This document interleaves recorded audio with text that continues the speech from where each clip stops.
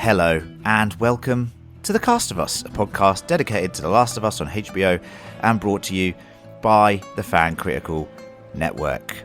We have a bit of a change-up this week, dear listener. There is no John, there is no Gaz. Little Gareth is travelling across the globe to make it back in time for the launch of our Last of Us coverage. And as I've highlighted before, John, because he's really grumpy and that, is staying completely unsullied or uninfected with the knowledge of the game so that he can give us a fresh new take on the events that transpire. You know, and he's not going to be like me and Gaz having a go at them when they change one line of dialogue. You know, he's not going to be flipping tables.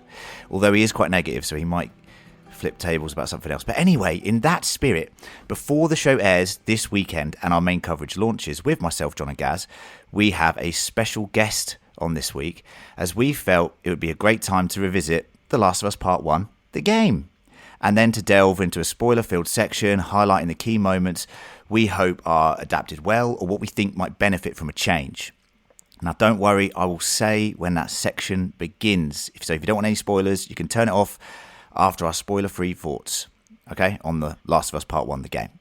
So joining me from Story Mode Gaming is Jesse. How are you, Jesse? I am hot, but I am good, and I am very excited to be here. When you say you're hot, you mean, you know, not sexually. It is quite hot here in Australia at the moment. It's like 39 degrees or something out there, mate. I would honestly say a bit of both. I've got a newfound confidence, but yes, it is about 35 or so at the moment. It's crazy. And it's not fun.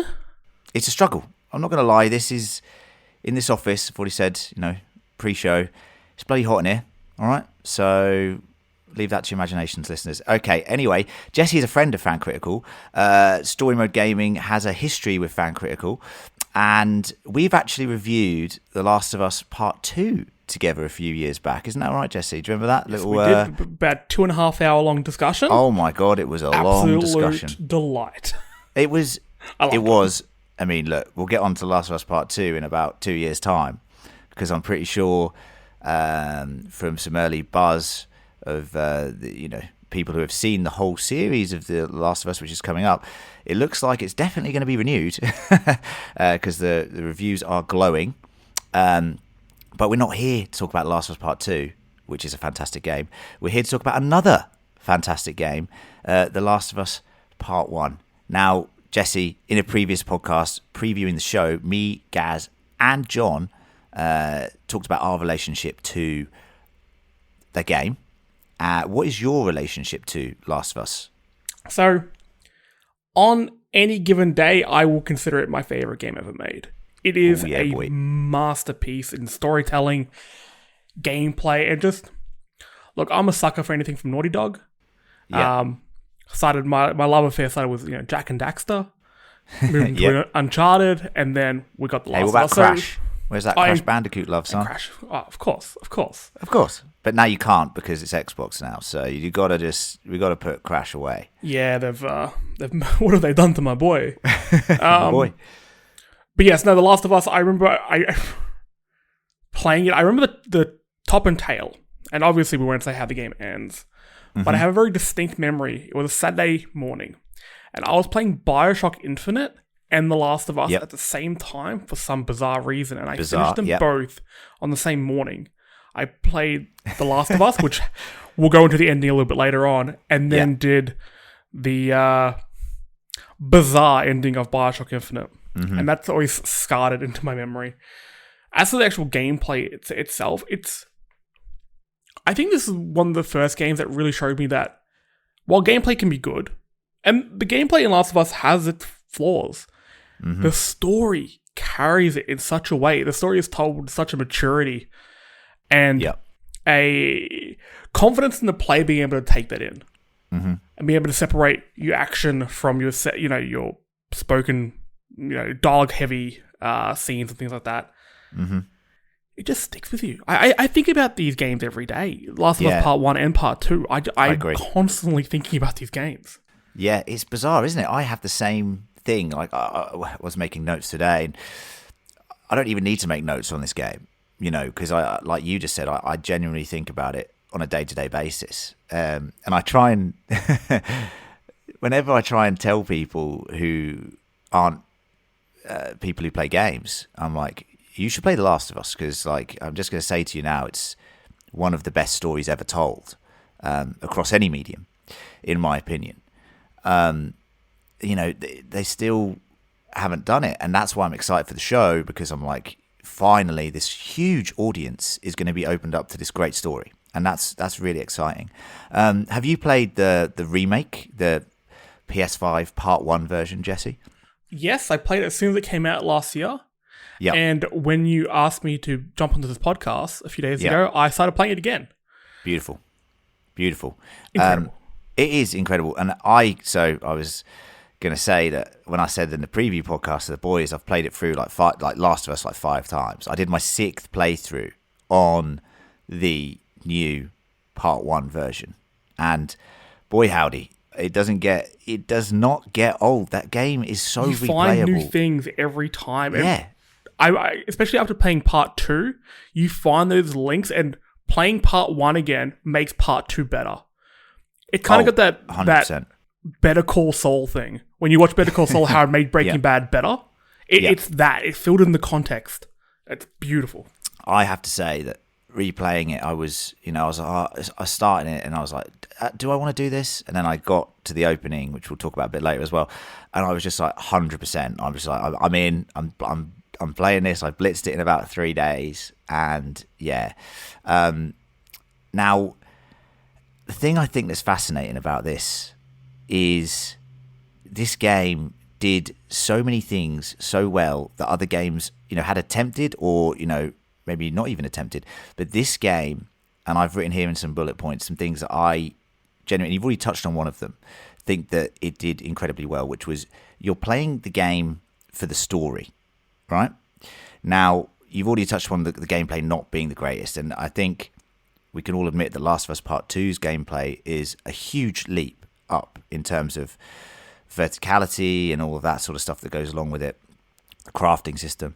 But this game, I was not rushing through the gameplay because there's a lot of stealth elements, but I was like, I need to find out what happens next in this story, man. I need to find out. Even once you replayed it. You played it, but you need to know what happens next again. You know what happens next, but you need that beat to happen. Exactly right. And, a part of it that, I've written here is just the fact that the motion capture and the acting was so phenomenal that you forget you're playing a game sometimes. You know what I mean? When you're watching those, and in the new version, the PS5 version, which is also coming out on PC, I think, early next year. Or early this year now, sorry, of course. It's in a few months' time. Yeah, in a few months' time. The facial expressions that Troy Baker and Ashley Johnson are getting in these cutscenes is absolutely phenomenal. You know what I mean? It is some of the best acting, if not the best acting I've seen in the game. Like, this, again, was one of the first times, or one of the biggest times at least, where the voice acting talent became synonymous with the characters. Mm-hmm. Ellie is, Ashley. Troy is Joel. They are the same thing. And now we're seeing it more with, like, Christopher Judge is Kratos. And you connect all that. But I think, for me at least, and I think a lot of people, they were the first big ones. Yeah. Yeah. And, even though I was saying about playing for the story there, I then wrote, my next note was something along the lines of, just wandering around and not rushing, just with the characters, incidentally, and taking your time in moments of tranquility, creates such a touching relationship between Joel and Ellie through incidental dialogue. Now, games have been ripping this off since 2013 and this game came out now. You get it in every game. God of War just came out, right? You got Mimir, you got fucking Kratos. They're nattering every 5 seconds. But before all these games, there wasn't as much incidental dialogue that was just there. Do you know what I mean? Giving you such contextual information about the characters and the world. And I sometimes just, when I was replaying it again, just took my time, just wandered around, triggering new little lines of dialogue, because I've done, I'm trying to find new stuff in the game, right? And there's new lines in there. I was like, Jesus, I didn't hear this before. It's fantastically well layered, and those moments, I don't know what you think, but those moments, just without them, I think the character would just be nowhere near as developed. Yeah, I think most games previous to Last of Us, because like you said, Last of Us is sort of laid out the Sony blueprint, because all the games follow that very heavy narrative focus now. The games like Days Gone, God of War, and things like that, which I'm completely fine with, and they have that incidental dialogue. What that helps with is games previous to that is all your character building was done in cutscenes, so you had no development and then just heavy, like they try to put too much into a exposition, scene. everything. You get bored with it. Kojima style. You know what I mean? Exactly. And it makes the game feel like two different parts. You have your narrative-focused parts and then your action gameplay. This melded the two in such a beautiful way that when you play through it, I was like, cool, the action's fun. How tense it gets is probably the highlight of the gameplay aspects. Mm-hmm. But I just want to hear these guys. I just want to hear them talk. Yeah. That's all I want. I just need to know more about these characters. So when they announce the show, it's like, okay, I get to hear them talk more. Brilliant. Yeah, that's right. And what we talked about in the preview podcast was Craig Mazin's joint director of the show, right? With Neil Druckmann. I call him Neil, first name terms, obviously. Of course. But no, he did Chernobyl, right? And you've seen Chernobyl and how fantastic that show was and how absolutely brutal the environments looked. And I've talked about it on the preview podcast with John and Gaz, and they agreed they love Chernobyl and stuff, and they can't wait to see how they interpret this world, because when you play through the game and the environmental storytelling as well, like just the scene 20 years on from the cordyceps infection, and you've just got this world which is overtaken by nature, again, which I love, by the way, and we talked about that in the preview podcast, especially me and Gaz. Absolutely love this sort of stuff. And but just how it's just like a snapshot in time, you know what I mean, of when the outbreak happened, and you go through these buildings and you just see posters on the wall and half-pack bags and things like that. That's right. And this was one of the first games I remember. I must have been, bloody hell, 2013, what was I? Early 20s. And I was just absolutely, like you said, there had never been something. The closest before this was like Metal Gear, right? Which had completely, took my brain to a new place. Whereas this was so cultured. The storytelling was so just everywhere. Like we talked about the incidental dialogue, we talked about the environment. It's just all around you. It was constantly being told, but in such an elegant way that you didn't even realize it, right? It's only when you look back and you have to analyze the game, you go, oh shit, that thing on the wall, that little piece of writing taught me so much. That piece of graffiti, that was talking about this thing. You know what I mean? It's a game that completely envelops you, because you could take out just the set design and you can focus on that, and you can derive a story from that. Just the music, just the score itself, which is absolutely stunning. You can get story just from that. It covers every sense when you play it. Do you think they're going to keep the music? Do you think they're going to keep the same? Well, it's same arrangements. Gustavo Santaolalla. I'm going to guess Correct. that I pronounced that incorrectly. Yeah. He's doing the score for this, so I'm going to hope so. If they play that guitar line in the opening credits, I'll start tearing up. Mainly because I tried to learn it last year. It's very difficult. How did it go? Not well. I gave up on that real quick. Okay. Well, so I was going to put in right here, I was going to insert Jesse playing the Last of Us theme, but I'll actually, it's all right, Jesse, I won't hurt the listeners that well. I'll leave that out. But the gameplay, like we talked about that, and how, it's not game break or anything. But the main thing I want to talk about before we go on to our overall rating of the game, and then obviously the lovely, delicious, juicy spoilers, is how brutal, how visceral the gameplay is as a whole, but also how it makes you question what you're doing. Now, this to me was the biggest revelation of the game, is that you're going through the game, you're trying to get to all these story beats, you're building this fantastic relationship together, Joel and Ellie's relationship. But there's a point in the game where you're just like, hold on a second. This happens maybe even midway through. I'm just like, what are we doing? Like, I don't feel right doing some of these things that are going on, and it makes you, the player, question what you're doing. And this is not like you have a choice. This isn't a game where you get to go, oh yeah, I'll spare this person's life. It's a game where, no, you are, these people are cowering on their knees and you're just blowing their heads off, no mercy. And you just have to get on with it. And it's when you get to the end of the game that you sit there and you go, oh, so maybe we were the bad guys all along. Do you know what I mean?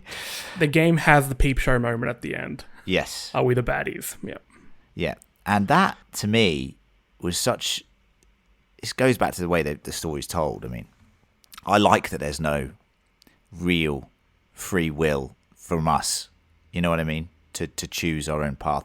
I like that they're telling the story they want to tell. We are inhabiting these characters, and then that's it. And we take, what we want out of it. You can say, oh yeah, we did the right thing, we did the wrong thing. That's left up to you as the player to decide. But I think most people will fall down on the fact that our main protagonist isn't necessarily a good character.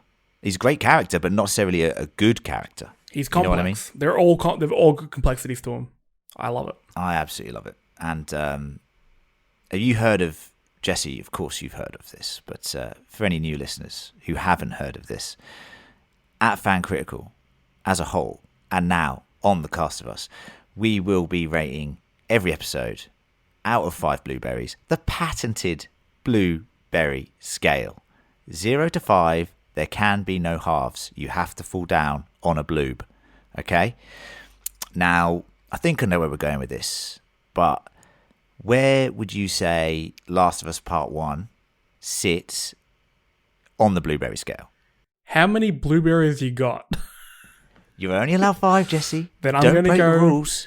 People who have broken the rules have never been on the podcast again. So this is it. Is it worth breaking it once? Look, 5 out of 5. 5 out of 5. Faultless. Yeah. It changed the path of gaming. And I think it will do the same for movie and TV adaptations of games as well. Yeah. I will completely agree with you. It's a 5 out of 5. And you said something earlier, which was that it's in, you think about it every day and it's in your top video games of all time. You know how you have like a list of like 5 films or 5 video games or 5 songs, and you wake up on a different day and a different one is potentially at the top or has moved out of your top 5. This game will always be in my top 5. There is no chance of it ever being out of there. It is as revolutionary, in my opinion, as, say, Super Mario 64. Like, that's just the way I feel about the game. I completely... Look at PlayStation games now. Look at them. They're all third person, narrative-driven, action games with incidental dialogue and environmental storytelling. They are just literally... PlayStation has built a fucking pantheon around this game. Uncharted, Naughty Dog, Uncharted, and fucking Last of Us. They're just the experts of this. So... I mean, for me, it's a 5, and I will happily replay this game every single year, to be honest with you. The only thing I'm going to stop myself from doing is replaying The Last of Us Part 2, because I'm really trying to save that. I want as long a gap as possible for when Season 2 of the show comes out, which it inevitably will, so I can play it just before. But, it's a 5 from me. And one of the greatest games of all time. Agreed. Now, listeners, I'm going to put a little musical interlude in here. Some very calming Last of Us title music. It's one of the most calming pieces of music ever. It finds me in my zen. And I'm going to play it now. And when we come out of the music, we're going to be talking spoilers. So if you do not want any spoilers for The Last of Us Part 1, or you don't want any spoilers potentially for what's going to be in the show, please stop listening, actually, and then either play the game or revisit this after the show is aired, and therefore I will not be blamed for spoiling you. I've given you fair warning. After this little musical interlude, there will be spoilers. Musical interlude, spoilers. See you on the other side.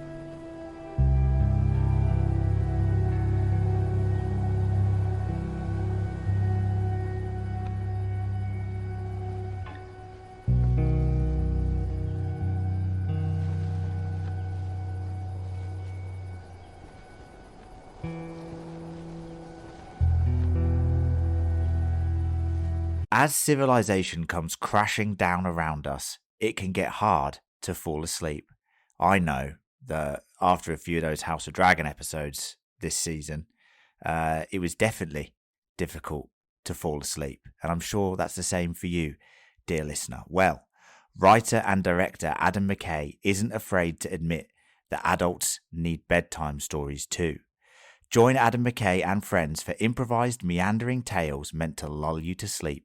Stories of wayward polka dots, martial arts in mysterious platinum suits, and the terrifying panic of grabbing free stuff. And don't miss sleepy tales from guests like Sarah Silverman, Cole Escola, and Michaela Watkins.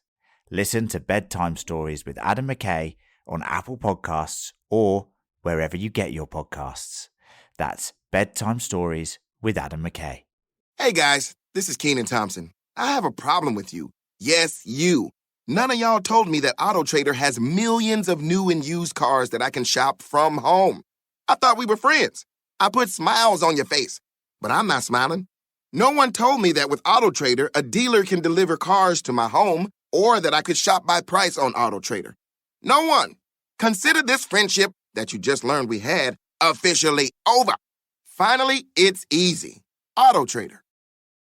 The wait is over. DraftKings Sportsbook, an official sports betting partner of the NFL, is officially live in Ohio. Now you can legally bet on all your favorite sports anytime and anywhere right here in Ohio with DraftKings. For a limited time, new customers who sign up with code DEFEND will receive $200 in bonus bets instantly. DraftKings has the best features including same-game parlays, player props, and more with fast and easy payouts right at your fingertips. Download the DraftKings Sportsbook app now. New customers can use code DEFEND to get $200 in bonus bets instantly when you place a $5 bet on anything. Only at DraftKings Sportsbook with code DEFEND. Gambling problem? Call 1-800-GAMBLER. 21 and over and physically present in Ohio. Valid one offer per first-time depositors who have not already redeemed $200 in free bets via pre-launch offer. Minimum $5 deposit and wager. $200 issued as bonus bets. Eligibility restrictions apply. See dkng.co/OH for terms. All right, Jesse, first thing I'm going to come to you with is the opening of the game. Yep. Which, do you agree is possibly the best opening of a game you've ever played? Yes. There's no question about it. I vividly remember playing this opening for the first time and just walking around the house as Sarah. You see the explosion in the distance and whatnot. And I was just, even at that point, I was like, fuck me, this is good. This is good. Like, this is, and then it just goes to fucking 11. I love how amazing that opening is. Do you think that they are going to do a cold open, similar to the way the game plays, and then cut to Last of Us title? Do you think they're going to do that? So Sarah's death and that crazy opening at the start? I hope so. I definitely have to, I just want to touch on the moment, though, when you mentioned the explosion, when you go into Joel's room and you see the explosion. Yeah. Did you see how that mirrors a shot from Chernobyl? Oh, yeah. Yeah, because I remember when I first watched Chernobyl and you see that, because that is my favorite scene in Chernobyl, because it's so understated. It's just that pop. And you know that little thing is going to cause such an issue. When I first saw that, I turned around to my partner and was like, hey, Last of Us. So, very glad there's a loop back around. Nice little call out there. I have to go back and watch that scene in Chernobyl. I do remember it, but now, side by side, you're right. Yeah. I like that. But if they don't open with it, I'll be a little disappointed because it is such a powerful opening. And forget what the people who've played the game know, because this is what I try to tell people and get their heads around. Like, the people who have played this game is probably going to be like 10% of the total audience. If this show blows up, which it looks like it's going to blow up, Game of Thrones style, we're talking like the gaming segment of the audience is going to be maybe even 5%, maybe even less, right? So they need to hook people early. And I think they need to just go this opening off the bat title. I've got a controversial opinion on it. I think they should end the episode with it. Oh, okay. Like a flashback kind of situation. So all episode people who don't know the story are wondering, why is Joel like this? Interesting. And it ends with Sarah. Okay. I could see that as well. We did talk in the preview podcast about how flashbacks are going to play a huge part in this season. I definitely could see it as a very good storytelling device throughout the season, shedding light on the characters a bit more. And I think we'll get more flashback stuff than we did in the game, if you get what I mean. Yes. I think there'll be even more context, because I think the audience will need that, because you're not playing, you're not playing through these sections, getting all this stuff. So I definitely can see a lot of flashbacks being used. I've written notes here, so I'm just going to rattle off, and feel free to jump in, Jesse, with some things that you want to see adapted, and things. I've put here Billstown. Now we know that Billstown is going to be expanded on, and we know that we're going to see Bill's partner Frank, and he's going to have more story. The note from him in the game and its implications, I think, are very interesting. And there's a lot of, conjecture about Bill and Frank's relationship. I love Bill as a character. In the game, him and Ellie bouncing off of each other. I am really looking forward to seeing Bella Ramsey and and him have this back and forth, just swearing at each other. I think it's hilarious every time I play it. I love it. You reckon they're going to go a bit bigger on Billstown? I think it could be a couple of episodes. Well, have you watched any reviews yet? I am. Are you avoiding them? Look, I've read 2 reviews, the ones that I care about. So I don't read a lot of outlets. I also don't like to, before something comes out, I don't like to overhype myself. I'm already on the, as everyone knows who listens to the podcast, I'm already the hype man of the podcast. That's why we've got John, who really brings me back down to earth. And Gaz is the middle line, okay? So I don't want to hype myself up too much. Plus, I don't like to give myself too many ideas about what I'm expecting. I want to be sort of, taken away. I've read excerpts of reviews, not full reviews. But I already know from pre-production at Billstown, and this storyline is going to be getting a bit more. They're really focusing on the first half of the game, I think.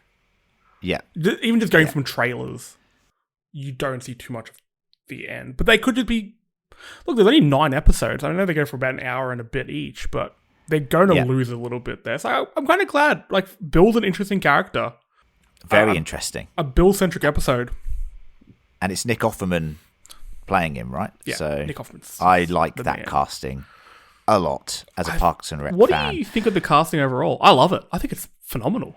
Yeah, I mean, we talked in the preview podcast about how it's going to be hard. Me and Gaz spoke about this. How it's going to be hard to distance the characters we have in our head from the characters that we see. I love Pedro as casting. Bella, I said I didn't pick myself, but I think she's going to do a fantastic job. And the thing is, I know what will happen. I'll watch the first episode and I'll be completely attached and in love with the characters. So have you seen somebody made a mod for Last of Us? I did see that. Yep.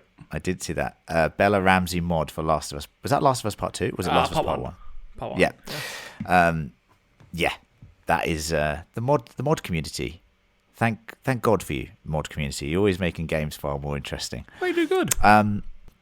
The Frank and Bill storyline, I think they could even go for a whole episode on that. It could even be a bottle episode. I don't know. I think it will but be then as well. You maybe take away from the Joel and Ellie story. It's tough to know. I've got a little crying emoji here next to my next note, Jesse, which is Sam and Henry. Yeah. The show, I will cry during the show, and that will be one of the scenes, because that scene, that's when you were mentioning before, I didn't want to mention it because I don't want to go into spoilers, but when you said there's that moment when you realize, hey, are we the bad guys? And that was it for me, because that humanized the clickers. These were just people. These were kids. These were family. They were brothers and sisters and mothers and fathers. And you're like, oh, I've been smashing their brains in with bricks and shivving them and stuff like that. Shivving them. Always shiv them. You gotta Don't smash them with bricks, Jesse. Just build your shivs and use your shivs. Yeah. I always had to have 3 shivs in my back pocket because you just never know what's going to come out. You and I would play the game very similar because we were Metal Gear fans. Stealth. Yeah. Like Stealth. They don't. That's right. They don't see you at all. Oh no. Oh no. Well, they don't because all they do is hear. Remember, so yes. they would never see it. Yes, very good. The Sam and Henry thing. I have to say, like, on my latest playthrough, that was the moment when I put the controller, like, you know, you're just watching the cutscene, had the controller down and said, fuck me, this show's gonna just really, it's really gonna get to some people, man. I was like, it's just got so many crescendos. I saw story crescendos. A few people talking about the performances in the show, and they said they're all just A grade, but they said 2 of the standout performances are these 2. So you know it's gonna twist the knife. Oh man, I'm excited. I mean, the Sam and Henry, you know, it's a tragic midpoint of the game, really, and it's hard to recover from that. Do you think they're going to go for seasons? Like, do you think they're going to go, you know, summer, autumn, winter, spring? Do you think they're going to do that, or do you think they're not going to do that? I don't know how you do that in a comfortable, even way over 9 episodes. Yeah, I agree. That becomes a little bit tricky. So I think they may avoid it, and I wish they could do it, but this really does show that it's completely different media over games. If it was a film, I think they could definitely do it. I think when they originally envisaged making this, it was a film, and there was loads of discussions. I remember the fucking rumors swirling around for years about this being a film. A bunch of stuff came out recently, and they said one of the reasons it was scrapped is because they wanted to be, quote, sexier, more explosions, more action. They want to be just a zombie film. So I'm pretty sure they've stripped that back in this, and I think from what I've read, because obviously in the game, you know, this is no spoiler, like the kill count must be insane by the end of the game. You know, you're probably talking like thousands, right? Not just people, I'm talking infected, whatever. I think they're definitely going to have to strip that back and make it more impactful, because otherwise it just becomes very samey. You know, the game is not long, but it's decent, and there is fatigue involved. You know, another infected section, another human section. I think when Druckmann came up with the story, he had a story, he didn't have a game, and they had to add stuff to it to make it into a game. The action parts are fine, but when you talk about The Last of Us, you talk about story beats. If it's action, you're going to talk about the flooded basement, which was a nightmare. My first playthrough, that was fucked. And the ambush. They're really the 2 action scenes, and maybe the blizzard, because that's quite fun. Yeah, I like the blizzard. I like the blizzard, especially for stealth. They've obviously seen in the trailers the Left Behind DLC is going to be in this with Riley and Ellie's story.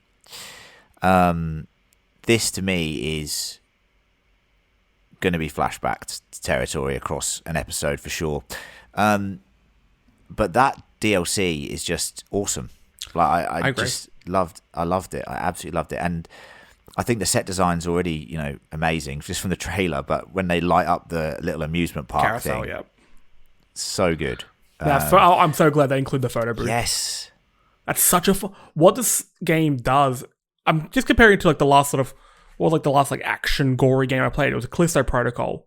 Heads up, don't play Callisto Protocol. Nah, I've sacked that off. Not bothering. It's garbage. But what that game does is because everything is gory and everything's intense and dark and grimy, it makes nothing that. There's no comparison. There's no ups and downs or ebbs and flows. It's just one note. With The Last of Us, you get your scenes where Joel falls onto a spike and it goes through his kidney, and then you get your giraffe, and then you get Ellie getting attacked, but you get these ups and then you got, you know, Joel playing guitar. These ups and downs makes everything hit harder. The game, like, I really like the season motif throughout the game because it really represents the flow of the game. You have your winters and you have your summers throughout the whole thing, your ups and downs. It's so well crafted.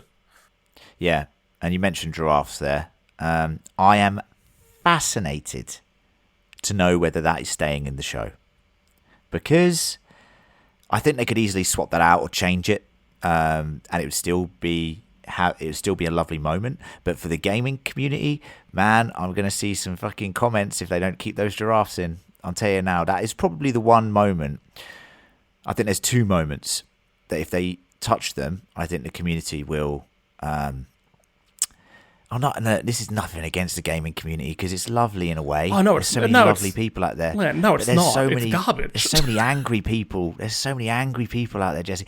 It scares me. Like when Last of Us 2 came out, and there was all that horrible discourse online about Ellie and Abby. her sexual orientation, and also just the way that the story was, leaked, and then people didn't like the way the story went. The Last of Us community is obviously extremely passionate, but do you think they would change the giraffes? Do you think they're going to annoy the community in that way? I think, for one, of all people in the world not caring about what that part of the fandom cares about, it's Neil Druckmann. The amount of shit he went through during part 2 was just ridiculous. I'm so glad he's going to change his own things. I think there will be some beats I would love to see. I would like to see them tweaked. If they have the giraffe scene and that's when Joel says, "Is it everything you wanted it to be? Or is it everything you ever hoped for?" I will be a mess if they merge those two scenes. I think that would be beautiful. I think there's really 3 scenes in the whole thing that I would like to say same. The opening scene, which it looks like they didn't keep the same. The giraffe scene, which is, who knows? And that last scene. Because I think that last scene will do something very interesting for people who haven't played the game before, and that will elevate. It will start a conversation beyond the show. They will think about that moment for months, and I've been thinking for years. Yeah, I've been thinking about it for years. The survivor guilt and just the complexity of that moment. It's going to change people's perception. Because look, a lot of people still think of video games as Pac-Man because they're just not in the same sphere as us, which is fair enough. This could be the changing moment where they're just like, wait. And also, look at the other video game properties we've had recently, like the Monster Hunter film, garbage, dumb action film. The Resident Evil things we got recently, garbage, dumb action. God, it was so bad. Focusing on the dumb and garbage. But this, we elevate it to an actual piece of art. That's what this game is. It merged gameplay and art. I agree that, just from the 2 reviews that I've read excerpts of, they've said this is the best video game adaptation ever made. We said that in our preview podcast. This it's got all of the right makings to be the best video game adaptation to date, and could be a game changer because of the HBO, because of the Craig Mazin, because Neil Druckmann's so heavily involved, because you've got Pedro fucking Pascal as Joel. You've got these A-list actors. You've got the money. Mm-hmm. You've got everything there. You've got the format that you wanted. Episodic and not a film. You've got everything you need for this to be the perfect melting pot for a video game adaptation. Which is why, like we've highlighted, I think the one thing they cannot change, and I'm not saying I'm going to be angry if they change it, because Neil's in charge, and if he's got a better idea, then I will be amazed, because I think that the end of The Last of Us Part 1 is one of the best endings to anything I've ever seen. There's one other ending that I can think of in my head where I'm like, no, that's a perfect ending, and that's the end of Inception, which still to this day just because it's open-ended. It asks you, it doesn't leave with an answer, it leaves with a question. And so Inception was it real? And Last of Us was that right? Yeah. And you never get an answer. And means you'll be asking that question forever. I completely agree. They can't change the ending, man, because it is perfect. And I just think that is the one thing that will challenge the audience in the off-season, because it's not necessarily a cliffhanger, but it feels like an emotional cliffhanger. You have, like people said, you did not need a Last of Us Part 2 at all. You could leave the franchise, the series, those characters, the world right there in that moment on that hill, whatever it is, and you could just the look in their eyes, and that is it. However, obviously, Last of Us Part 2 is fucking incredible, and it turns out we did need it. But agreed. In isolation, don't change a thing with that. I can't wait to see. That's probably the thing that I'm most excited to see. Episode 9, the end of Episode 9, because I'm assuming this is the full first season, which I'm pretty sure it is, and I'm pretty sure that's the way it's going to go. That look on Ellie's face, I just want to see it. I just want to see it in real life, and I'll be a happy man. If Bella Ramsey pulls that look, because the look Ellie gives at the end of that game says more than the rest of the game. Which isn't judging the rest of the game. It's that look, because I'm like, there's so much in that. If she can pull it off, crazy. Wow, beautiful. And give her a the award. motion capture as well, like just again, like how they were able to get that, even on the 2013 game. And now when I played the remaster version, the remake, you're seeing all the little minute details in the face. It's just unbelievable. But yeah, if they change that, it's funny though how you brought up how this is like a perfect game to be to get an adaptation. It's funny that was its weakness when it first came out. A lot of people judged and said, "Hey, no, this is a film with gameplay on it. This isn't as fun as it could be because it was different to other games." That makes me really hopeful for all those games that follow suit now getting TV versions. So you God of War, Horizon. I think Days Gone would actually make a really good. Have you played Days Gone? Yeah. I mean, I dropped off of it after about it's not bad. 7-8 hours. I just got a bit. I've heard the actual game's like 40 hours to complete, and when I heard that, I was like, God, I just don't have the time for this, guys. Sorry. I've got really high hopes for it. Make a Death Stranding film. Let's get weird with it. An A24 Death Stranding film? Come on. Oh, I'd be in for that. But I will say that this is a good thing. That this game is being adapted the way that it should, the way that the creator wants it to be adapted. And like I said, you're gonna have to tune in obviously for our review of the first episode. But I'm the hype man, so I'm already excited. You can tell my levels. It's going to be very hard for me to be in the critical element of me. However, I will be. That's why we have John, lovely John, negative, lovely John, to come and bring everything down to earth. But even he's excited, so I don't know. But is there anything else, Jesse, that you thought you want to mention on the sections that really pique your interest for the show, or are you just happy to roll with it now? Let's roll. He's happy. He's a happy man. He's crying. He's crying. Stop crying, Jesse. Stop crying right now. I'm excited. No, I'm feeling it. I'm excited.